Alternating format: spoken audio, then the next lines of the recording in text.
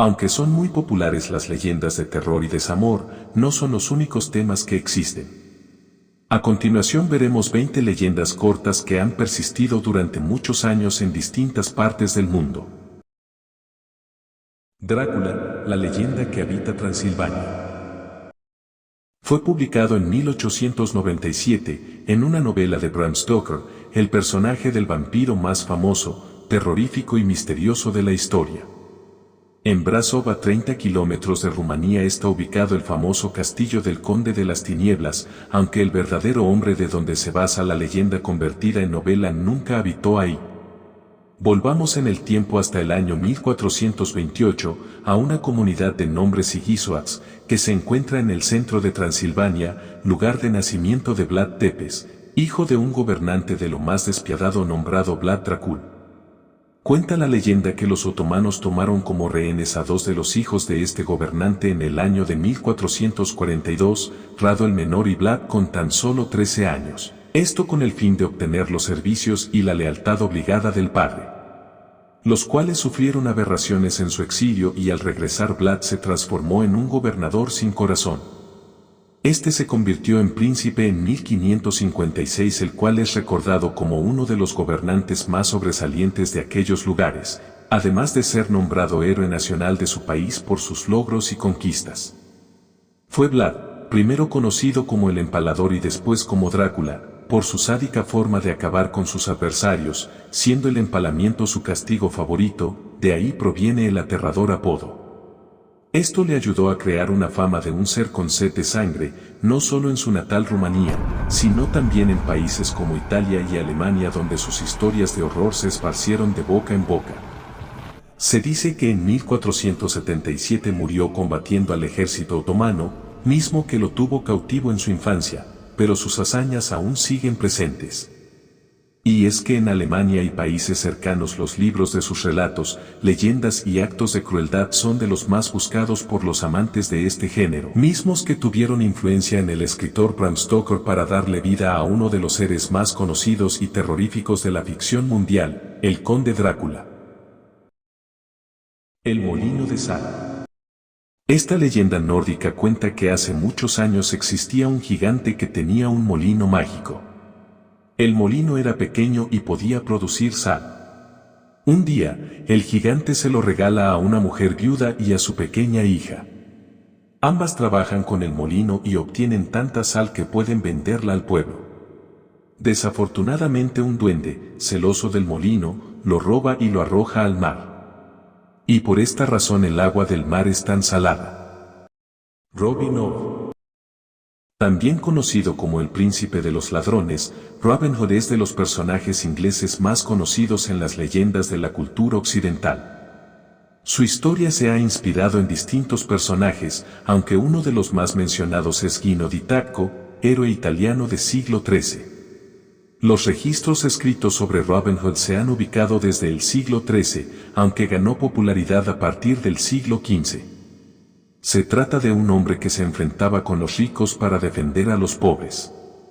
Sin que se dieran cuenta, le quitaba pertenencias a los primeros para dárselas a quienes las necesitaban más, siempre en compañía de su traje verde, su arco y sus flechas. Es por ello que este es uno de los principales personajes de las leyendas sobre la justicia y las normas morales. La Llorona. La Llorona es una leyenda de origen latinoamericano, especialmente popular en México. La versión más difundida cuenta la historia de una mujer que había sufrido el rechazo de su marido, y ella, en señal de despecho, asesinó a sus hijos.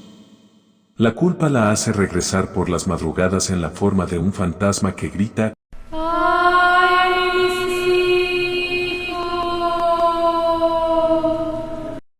Otras versiones cuentan que se trata de una representación de la Malinche, mujer que ejerció como traductora e intérprete de Hernán Cortés durante la conquista de América. En este caso, el grito de sufrimiento tiene que ver con que algunas versiones del proceso de colonización han atribuido injustamente a la Malinche la responsabilidad sobre lo ocurrido. Tanabata. En esta leyenda japonesa, Orime, que significa princesa que teje, era hija de Detentei, el señor del cielo. A este último le encantaba la ropa que Orime tejía, pero ella, en cambio, se encontraba desanimada porque gracias a su duro trabajo, no había tenido la oportunidad de enamorarse. Tentei, preocupado, le presenta a Ikobosi, de quien se enamoró perdidamente. Al casarse, ambos dejaron de cumplir con los mandatos de Tentei, con lo cual el Señor del Cielo termina por separarlos.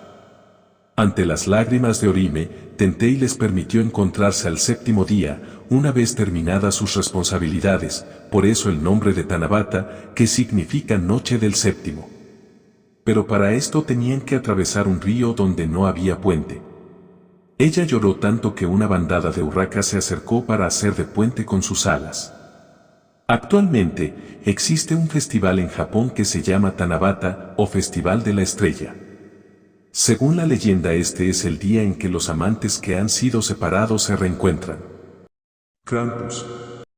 Personaje popular en el este de Europa, que ha sido descrito como mitad cabra, mitad demonio, tiene un par de cuernos gigantes, patas muy grandes y un cuerpo peludo.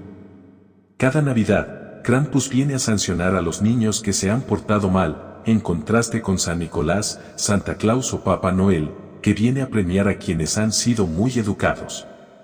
Se trata de una persona cuyo origen está vinculado a la cultura religiosa anterior al cristianismo. El hombre lobo. Este es probablemente una de las leyendas que más ha inspirado cuentos y películas en Europa. Cuentan que a finales del siglo XIX, un hombre con licantropía asesinó a 17 personas.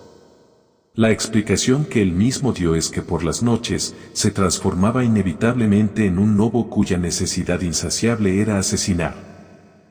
En otra versión, de origen guaraní, existe un humano de aspecto desgarbado y olor desagradable que se transforma en lobo durante las noches de luna llena y se dedica a atacar granjas y buscar carroña.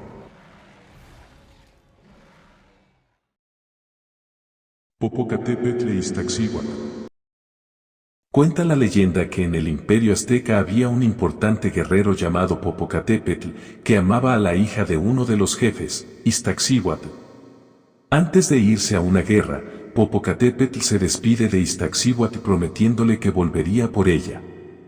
Desgraciadamente, otro de los soldados que también estaba enamorado de ella, difundió la falsa noticia de que Popocatépetl había muerto en combate. Cuando Iztaccíhuatl se enteró, decidió quitarse la vida. Tiempo después el guerrero vuelve por ella, y al encontrarse con que estaba muerta, no aguantó la tristeza y murió también. Ante esto, los dioses se conmovieron y los transformaron en dos de los volcanes más grandes del centro de México, que actualmente llevan sus nombres. El holandés errante. Una leyenda que se remonta al siglo XVII, donde un capitán holandés llamado Hendrik van der Decken hacía un viaje en barco con rumbo a la India. En eso, una fuerte tormenta azota su barco, a lo que el capitán se resistió con fuerza y determinación. Esto desafió la autoridad de Dios, quien condenó al capitán a vagar, junto con su barco, sin rumbo por todo el océano. Desde entonces, cuenta la leyenda que el fantasma del holandés errante se aparece a medianoche junto con otras almas en pena. Su aparición es además sinónimo del mal augurio para los capitanes que lo avistan. Anaí y la flor de ceibo. En las orillas del Paraná, al este de Argentina, vivía una joven guaraní que cantaba de una manera especial. A la llegada de los conquistadores, Anaí fue apresada junto con otras personas del pueblo. Una noche se escapó, pero rápidamente la descubrieron. Su condena fue la muerte, atada a un árbol para quemarla. El día que se cumplió la condena, y mientras su cuerpo ardía, Anaí comenzó a cantar.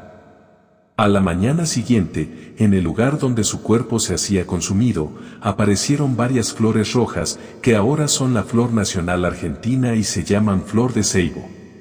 Gracias por seguir nuestro canal. Humana Revolución. Escribe en los comentarios si conoces alguna otra leyenda o quisieras que habláramos de alguna en particular. Hasta luego.